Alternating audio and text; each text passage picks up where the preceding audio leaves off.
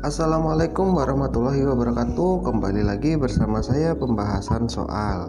Baik Bapak Ibu semua, pada kesempatan kali ini saya akan membahas soal-soal P3K, khususnya untuk guru kelas atau guru SD ya Bapak Ibu. Jadi pada tahun ini akan dibuka kembali P3K ya bagi guru-guru baik itu SD maupun SMP dan SMA ya. Baiklah Bapak Ibu, untuk kali ini saya akan bahas tuntas mengenai soal-soal dan pembahasannya. Lanjut, perhatikan videonya dari awal sampai akhir ya, mudah-mudahan bermanfaat. Dan saya doakan yang nonton video ini agar bisa lulus P3K tahun ini. Amin amin amin ya rabbal alamin. Lanjut ya Bapak Ibu, untuk soal yang pertama. Fokus asesmen yang dilakukan di sekolah dasar adalah untuk A. Kemampuan berkomunikasi, B. Kemampuan memecahkan masalah, C. Mengembangkan sikap, D. Menekan pada generalisasi, E. Semua jawaban benar. Jawaban yang tepat untuk soal yang pertama adalah C. Mengembangkan sikap. Jadi di SD penilaian itu tidak hanya terbatas pada aspek akademis seperti kemampuan berkomunikasi atau kemampuan memecahkan masalah, tetapi juga sangat menekankan pada pengembangan sikap, nilai-nilai, dan keterampilan sosial. Pengembangan sikap positif seperti kerjasama, disiplin, tanggung jawab, dan sikap hormat terhadap orang lain seringkali menjadi fokus penting dalam penilaian di tingkat ini. Jadi, untuk soal nomor 1, fokus asesmen yang dilakukan di sekolah dasar atau SD itu berfokus pada C. Pengembangan sikap. Lanjut ya Bapak Ibu untuk soal yang kedua. Berikut ini merupakan manfaat dari penilaian kelas, kecuali A. Memberikan umpan balik bagi siswa, B.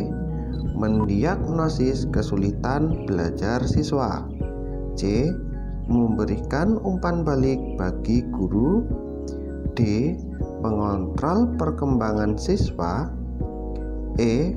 Semua jawaban salah. Jawaban yang tepat untuk soal yang kedua adalah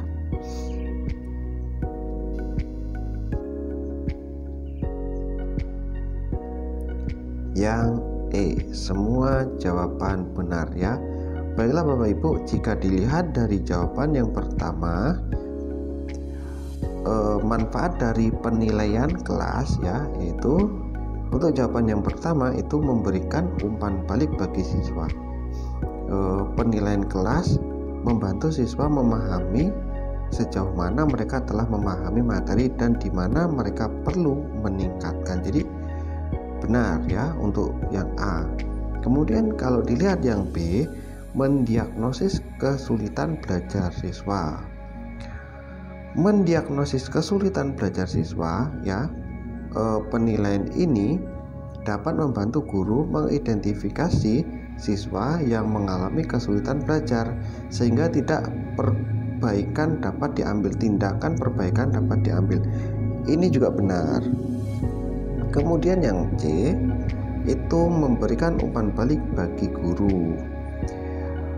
Jadi penilaian ini memberikan informasi kepada guru tentang efektivitas, metode pengajaran, dan materi pelajaran yang digunakan. Ini juga benar.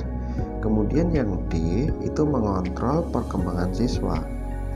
Mengontrol perkembangan siswa itu maksudnya memungkinkan guru untuk melacak perkembangan siswa dari waktu ke waktu. Ini juga benar ya Bapak Ibu. Jadi jawaban yang tepat itu adalah yang E. Lanjut soal nomor 3. Pada dasarnya, pendidikan itu hanyalah pertolongan dalam kurung bantuan. Pada saat anak berada dalam perkembangannya, pandangan ini dari maksudnya keterangan ini ya, soal ini itu pandangan dari siapa? A. Helen Parhut, B. Kak Seto, C. Johan Dewi, D. Montessori, E. Ki Hajar Dewantara.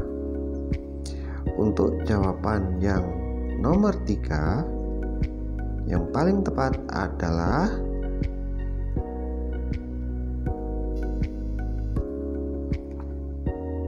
yang D. Montessori. Jadi begini Bapak Ibu ya, pandangan bahwa pendidikan adalah pertolongan pada saat anak berada dalam perkembangan lebih sesuai dengan pandangan Montessori. Nama panjangnya Maria Montessori adalah seorang ahli pendidikan dari Italia yang terkenal dengan pendekatan pendidikan Montessori yang menekankan kemandirian anak dalam pembelajaran. Oke, jadi itu tadi ya, jawaban yang paling tepat adalah Montessori. Lanjut ke soal nomor 4. Indikator yang digunakan untuk menilai produk yang dihasilkan oleh siswa diantaranya adalah A. Kerapihan, kesesuaian ukuran, kemenarikan bentuk. B. Pengetahuan, pemahaman, dan keterampilan dalam membuat produk. C. Kesesuaian produk dengan kontribusi guru. D. Kesesuaian kemampuan siswa dengan produk yang dihasilkan. E. Jawaban semua benar. Saya ulangi soalnya. Indikator yang digunakan untuk menilai produk yang dihasilkan oleh siswa diantaranya adalah, jawaban yang paling tepat adalah yang B. Pengetahuan, pemahaman, dan keterampilan dalam membuat produk. Ya, sudah jelas ya Bapak Ibu, dilihat dari soalnya saja sudah kelihatan untuk jawaban mana yang paling tepat ya, tidak perlu penjelasan lebih lanjut lagi. Oke, kemudian kita lanjutkan ke soal nomor 5. Untuk membedakan karya tulis ilmiah dan karya tulis bukan ilmiah, seseorang dapat mengkaji berbagai aspek tulisan.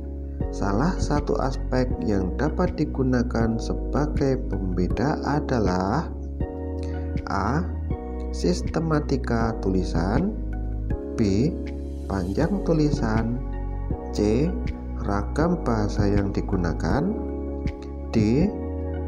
Pengarang, E. Ada 3 jawaban benar. Untuk soal yang kelima, jawaban yang tepat adalah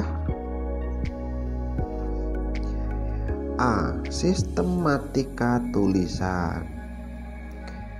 Jadi, salah satu aspek yang dapat digunakan untuk membedakan karya tulis ilmiah dan karya tulis bukan ilmiah itu adalah dengan cara sistematika tulisan ya. Karena apa Bapak Ibu? Karya tulis ilmiah biasanya memiliki struktur dan sistematika yang ketat, termasuk bagian-bagian seperti pendahuluan, tinjauan pustaka, metode penelitian, hasil penelitian, dan kesimpulan. Jadi untuk nomor 5, jawaban yang tepat adalah yang A, sistematika tulisan. Nomor 7, portofolio sangat tepat digunakan untuk asesmen oleh guru, terutama sekali dalam titik-titik. A. Selama pembelajaran berlangsung. B. Ketika akan dimulai pembelajaran. C. Pada saat penskoran. D. Jawaban benar semua. E. Jawaban salah semua. Baik, Bapak Ibu, untuk jawaban yang nomor 7 adalah yang D, jawaban benar semua. Jadi bisa dilihat dari soalnya ya Bapak Ibu, portofolio sangat tepat digunakan untuk asesmen oleh guru ya, terutama selama pembelajaran berlangsung. Itu sangat membantu juga ya ketika akan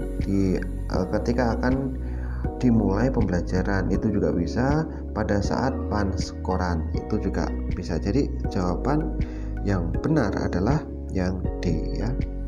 Lanjut ke soal nomor 8. Fungsi utama dari penerapan penilaian portofolio adalah A. Mengumpulkan hasil karya siswa. B. Meningkatkan rasa saling percaya. C. Mengetahui peningkatan kemampuan siswa. D. Menilai hasil belajar siswa. E. Semua jawaban benar. Baik Bapak Ibu, untuk soal yang nomor 8, jawaban yang tepat adalah yang C. Mengetahui peningkatan kemampuan siswa. Fungsi ya dilihat dari soalnya ya Bapak Ibu. Fungsi utama dari penerapan penilaian portofolio. Jadi penilaian catatan guru ya, itu fungsinya untuk mengetahui peningkatan kemampuan siswa.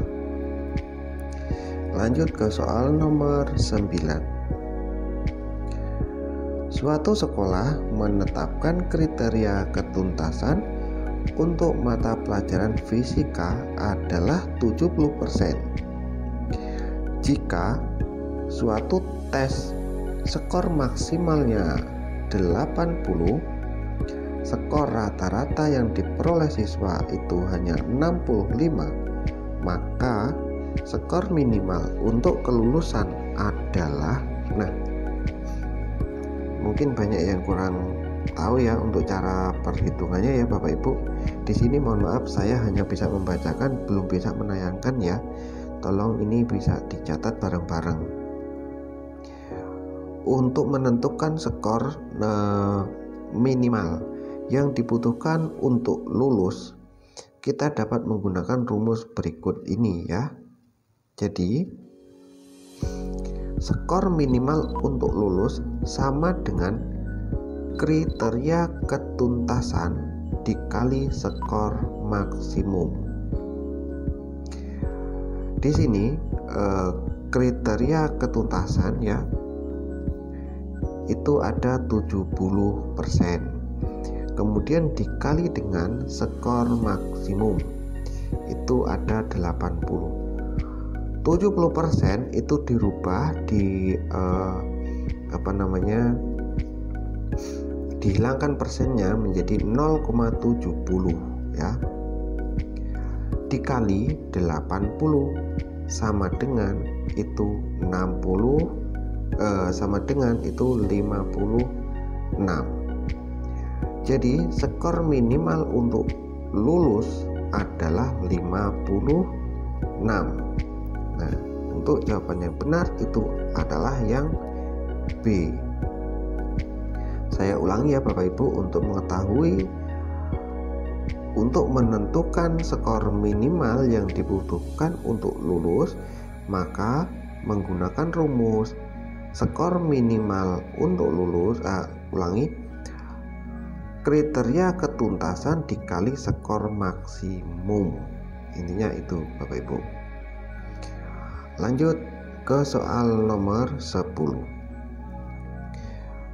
Kemampuan yang harus dimiliki oleh lulusan dalam setiap mata pelajaran yang memiliki implikasi yang sangat signifikan dalam perencanaan, metodologi, dan pengelolaan penilaian. Pernyataan tersebut merupakan pengertian yang terkandung dalam konsep. Saya ulangi soalnya. Kemampuan yang harus dimiliki oleh lulusan dalam setiap mata pelajaran yang memiliki implikasi dan sangat signifikan dalam perencanaan, metodologi, dan pengelolaan penilaian. Pernyataan tersebut merupakan pengertian yang terkandung dalam konsep A.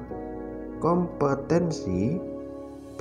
Standar kompetensi, C. Kompetensi dasar, D.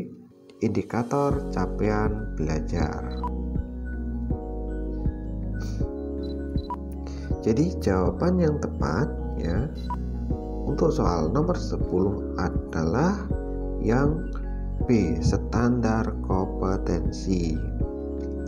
Jadi seperti ini Bapak Ibu. Pernyataan tersebut terkait dengan konsep ya standar kompetensi. Karena apa? Standar kompetensi itu menjelaskan kemampuan yang harus dimiliki oleh lulusan dalam setiap mata pelajaran. Jadi jawaban yang benar itu adalah standar kompetensi. Baiklah Bapak Ibu, 10 soal sudah saya bacakan. Mudah-mudahan bermanfaat. Kemudian nanti akan saya berikan post test ya di halaman komunitas YouTube saya ini. Terima kasih atas perhatiannya. Kurang dan lebihnya saya mohon maaf. Saya akhiri.